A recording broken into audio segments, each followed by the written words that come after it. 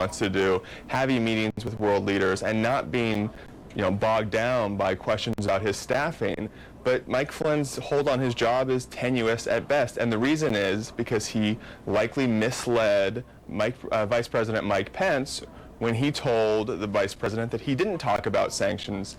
Now, you report correctly that the Russians say that there was no talk, but a U.S. official tells CNN that there was, in fact, talk of sanctions back in December between Flynn and the Russian ambassador. And as you say, that's a no-no, because at the time, the Obama administration had just announced sanctions put on the Russians for their actions during the 2016 election. What worries people the most about this is it seems like it's a quid pro quo, a little wink and a nod that, don't worry, don't freak out too much, we'll be in office soon and these sanctions will go away. What are we hearing from Flynn? Anything on this? You're not hearing much from Flynn. The people around him have gone into almost a bunker mentality, kind of hunkered down, hoping this blows over, and they're getting some help with that because President Trump has not been asked about this. He's had 2 press conferences, one on Friday and one today, but the White House is picking and Trump is calling on some favorable or some outlets that aren't in necessarily the mainstream media, and they're asking more about, today they asked about the relationship between Canada and the United States because Justin Trudeau was visiting. But not once has Trump been asked in these press conferences about Flynn. He was asked on Friday, flying to Florida, about the controversy, and he denied knowing about it. We now know that's not true, that he's been grumbling to aides about it. But when asked on Sunday, Trump's top policy advisor basically said, "I have nothing to say about that." Didn't come to Flynn's defense. So, best case scenario, we might get a question during the press briefing with Sean Spicer tomorrow? Yeah, that is likely the next chance that the White House will have to react to this, and you would have to expect it would be the first question asked. But Trump has not responded to it, and as I said, denied that he knew anything about it, and that likely is going to help them kind of quell the story. But it's certainly the biggest story going on right now in politics and the Trump White House. Dan Merica, thanks very much. Live in Washington, we appreciate it. Engineers are slowly stabilizing the water-ravaged spillways of a dam in Northern California. This has caused widespread panic.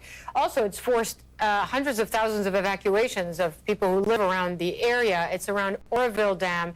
It had been bone dry from years of drought, but then more than 63 centimeters of rain since October have suddenly pushed it past its limits. Paul Verkaman explains how crews are trying to stem the tide. Paul. Hala, success. Over my right shoulder, can you see the cascading water coming out of Oroville Dam feeding into the Feather River? That is actually a good sign because little by little, some of the pressure on this dam and its spillways is being alleviated, and that's the strategy. Now, not enough water released yet safely to end the mandatory evacuations of almost 200,000 people in Oroville, Yuba City, Marysville, I should say. The problem is just too risky. One of the spillways here was compromised. It is earthen, and there's a hole in it. And what they're doing right now, they are taking big rocks, putting them in bags, and they're going to drop the bags into the hole in the spillway. Coming up here, just some strange and perhaps eerie moments as you went through these ghost cities, these small ghost cities. As we look at Lake Oroville, they were completely evacuated. You would see some officers on the street, you would see gas stations, and the gas stations' pumps would often be ringed with police tape or some other type of tape. All an indication that there had been a run on gas and they were completely out as this chaotic and frantic evacuation took place from these cities below the Oroville Dam. There is another storm coming. They say that this is going to be on Wednesday, and the hope is that they'll reduce this water level dramatically, maybe about 50 feet below the spill level. Just not sure yet, but for now, the mandatory evacuations are in place, and they are cautiously optimistic here in Oroville and surrounding areas where they were fearing a possible catastrophic spillway collapse. Back to you now, Hala. Paul Verkaman, thanks very much. Coming up. We don't know what's going to happen in a year and a half or 2 years from now. The travel ban that President Trump argues will keep terrorists out of America could keep doctors from some of the patients who need them most. Stay with us. All new Inside Africa. Unlocking the mysteries behind the continent you thought you knew.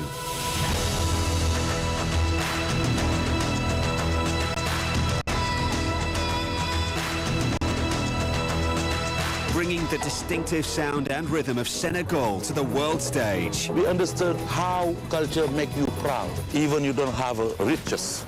Inside Africa, today, only on CNN, in association with Zenith Bank. It begins with a spark, a eureka moment, making the impossible possible, turning a dream into reality.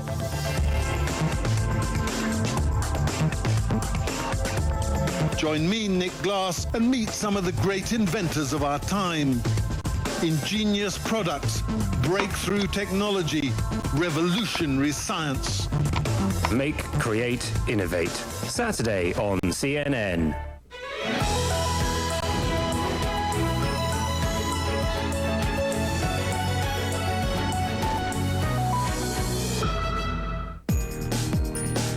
Because leaving home doesn't mean living less.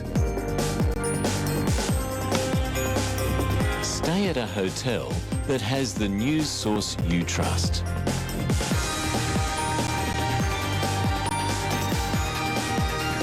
Stay at a CNN partner hotel.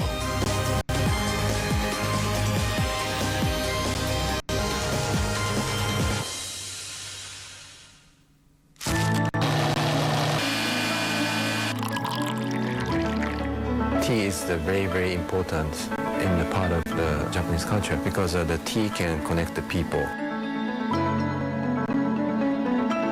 Japanese hospitality looks simple, but the way they create has its own meaning and own thoughts and own detail.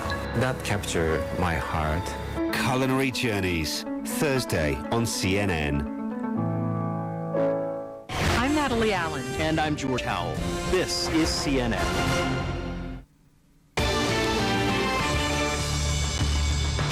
The UN Security Council is set to meet soon to discuss North Korea's ballistic missile launch on Sunday. Pyongyang says it was a new intermediate-range missile. Analysts say it's easier to launch than previous versions, which is worrying to many countries. North Korea's ally China criticized the test, but said it would not intervene. An offshoot of the Pakistani Taliban and a group known as the Avengers of Waziristan have claimed responsibility for a deadly bombing in the eastern city of Lahore. A government spokesman says the blast went off at a protest, killing at least 14 people and wounding 59. Scenes of chaos you see there in the aftermath. Pakistan's prime minister calls the attack cowardly, and he vows that the nation will stand against terrorism.